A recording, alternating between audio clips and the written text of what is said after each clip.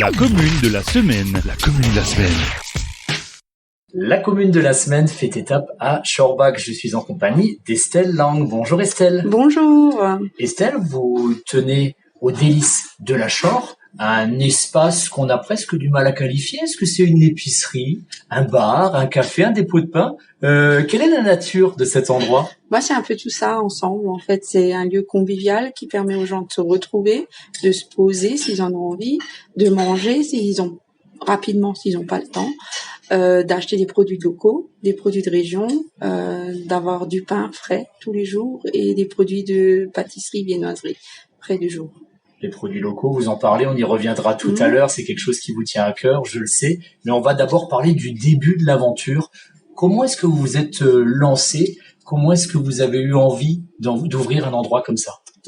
J'ai vu un potentiel se faire quand il y avait le local qui était accessible avant l'ouverture ici, et je voulais pas que ça se ferme et que ça s'arrête. Donc j'ai eu cette idée de travailler avec un boulanger.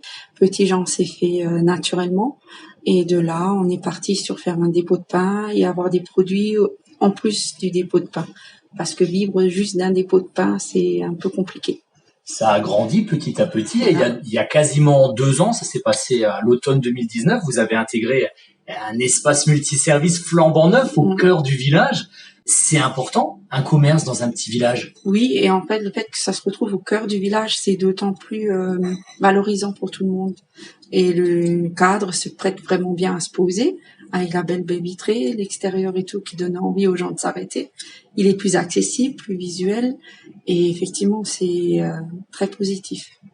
Est-ce que c'est ce lien avec la population, ce côté, on se rencontre, on discute, c'est plus qu'un commerce qui vous a décidé à vous lancer par rapport à vos anciens métiers? C'est ça ce qui vous a motivé, le contact avec les gens? Ouais, le contact avec les gens et une évidence que c'était ce que je devais faire. Une évidence aussi, les produits locaux. Voilà, ça y est, on y revient. Vous avez toute une série de producteurs. Certains sont d'ailleurs passés dans la commune de la semaine précédemment. Vous pouvez nous parler un peu de vos partenaires? Donc, boulangerie, pâtisserie Petit Jean, boucherie Dolenbach avec Monsieur Oliger, et Arnette pour tout ce qui est pâtes, farine et graines, la cave de la Bremendel pour le vin, les savons de émulsion bien-être de Beach, les confitures de Philipsbourg, les bougies de Philipsbourg aussi, et de Monsieur Gasser-Joël, le miel de Monsieur Gurgérard et le rucher de l'Erasmus. Voilà, c'est ça.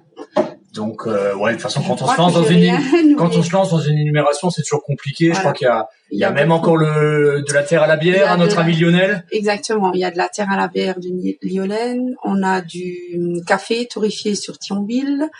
Avec ça, on a rajouté la Française des Jeux et la possibilité d'avoir du gaz. Tout ce qui est bouteille de gaz. Ça aussi. La Poste qu'on rajoute. Donc, finalement, plus qu'un commerce, c'est vraiment un service à la population quelque part. Un peu, ouais. Il y a de ça. Estelle, vous n'êtes pas seule dans cette aventure aux délices de la Schorre, c'est aussi un travail d'équipe. Oui, c'est un travail d'équipe. J'ai la chance d'avoir une coéquipière depuis le début, Violaine Aubranger, avec qui on travaille vraiment en bon binôme, et Monsieur Gasser-Joël qui vient me donner maintenant un coup de main pour justement m'aider sur les grands moments de grande activité et qu'on se retrouve pas dépassé à deux. Et c'est ce qui me tient aussi à cœur, c'est ce côté solidarité qu'on peut trouver.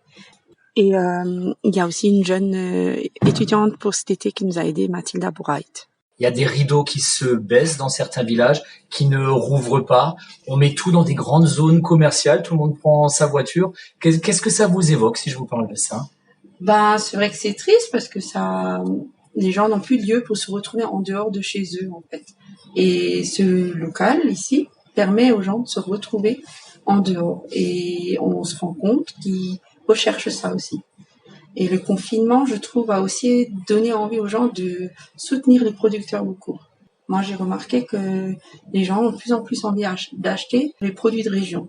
Ça, je trouve qu'il y a un soutien qui s'est mis en place. Et le confinement, ça vous a aussi donné envie de passer en cuisine?